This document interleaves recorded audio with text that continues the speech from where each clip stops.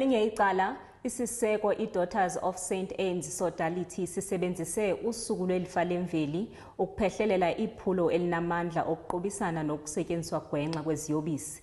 Uxhaswa yiSANCA, inkonzo yesipolisa soMzantsi Afrika kunye namagosa okhuseleko loluntu. Lo mbutho ubongoza uluntu ukuba lumanyane ukulwa nokuxhatshazwa kweziyobisi kunye nokuxhasa abo bafuna uncedo. Iqembu lamakholwa okuyi-Daughters of St Anne's Sodality kanjalo namaphoyisa akwa-SAPS nabakwa-SANCA babe nomkhankaso wokuqwashisa ngezidakamizwa enkundleni yezemidlalo ehostela laseJabulani namhlanje ekuseni. Okhulumela iqembu ubesehlubindlube ekhasini ngalo mkhankaso. We are here to do a drug awareness, and we partnered with our stakeholders, the Jabulani SAPS, SDS, together with SANCA. So, ipurpose yethu ukuthi sibe lana is to fight against drugs around this area, because we also partnered nezinduna.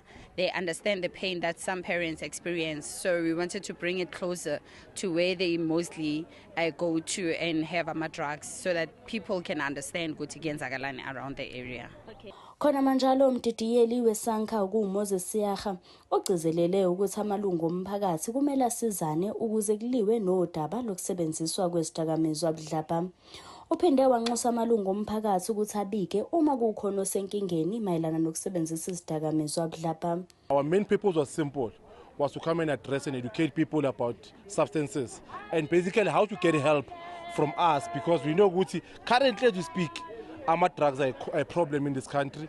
Drugs are a problem in Soweto. But then now we are targeting a cool informal settlement.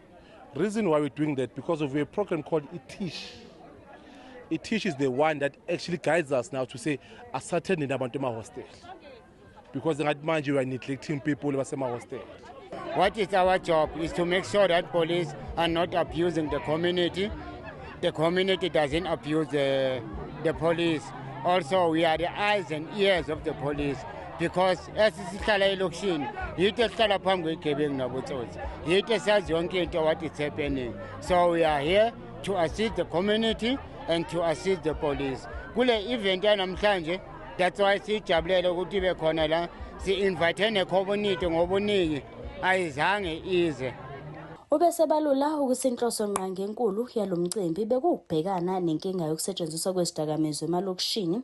uNomsa Mashaba uphinde waqhakambisa indikimba yalomcimbi ethi ithemba elingaphezulu kwezidakamizwa ifa lethu ikusasa lethu. Ugcizelela ukuthi bahlose ukufinyelela ngothando nozwelo kulabo ababhekene nengwadla yezidakamizwa. Ezindabeni zeSoweto TV, nginguNobuhle wakwaNdlovu ngibika ngiseJabulani.